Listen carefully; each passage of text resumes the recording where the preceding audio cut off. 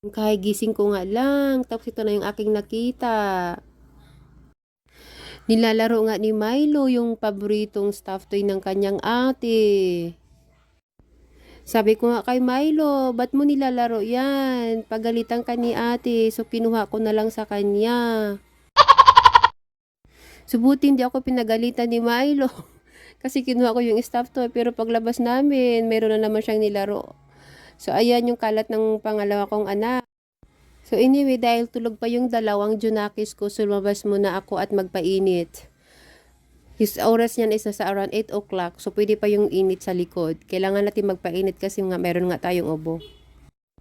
Tapos pumunta na naman tayo sa area ni Buddy. Syempre para magwalis, magtanggal ng kanyang pupo. Ayan, ginawa naman kasi tayong alila ni Buddy. Alila yan ni Buddy.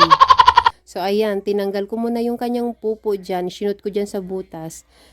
Tsaka nagwalis na rin ng mga dahon. Hindi ko nga alam bakit ang hilig-hilig namin sa mga aso. Ginagawa lang naman kaming alila. Tapos ang harot-harot pa, hinaharot pa niya ako habang naglilinis ng kanyang area. Tinatanggal ko naman yung mga tae niya at saka yung mga dahon, tinatanggal ko naman. Hinaharot niya pa talaga ako. Siyempre, kailangan natin bilisan magwalis habang tulog pa yung ating mga Junakis.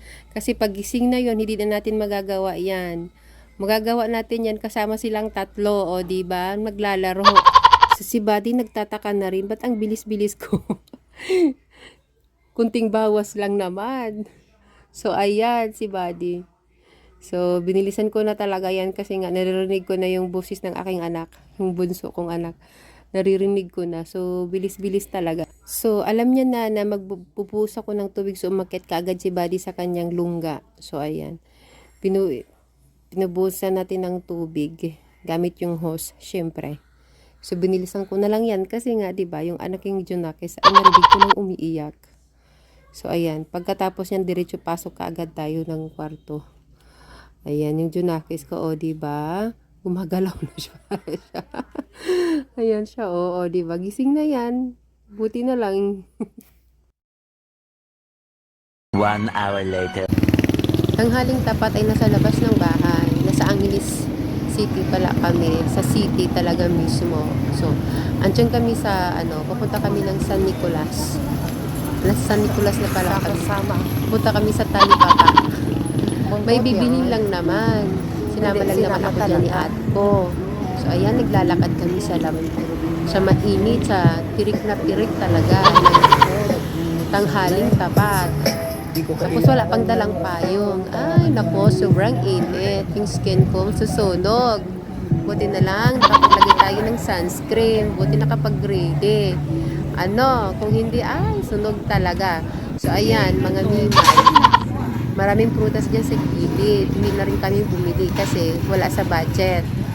Mimay. So, ayan, may mga mangga. So, maraming mangga. And then, marami din silang dyan. Basta maraming bibilin din sa tabi-tabi. Budget lang yung kulang. So, ayan, mga mimay. Mga mi. So, ayan, malapit na rin kami sa aming, Saan ka bibili? kay, pupuntahan. So, ayan na, malapit na talaga. So, yan. Yun lang talaga yung bibilin namin. So, ayan na. Finally, nakarating na rin. So, ayan. Papagiling kasi ni ate ko yung manok. Kasi ihalo niya sa kanyang lulutuin.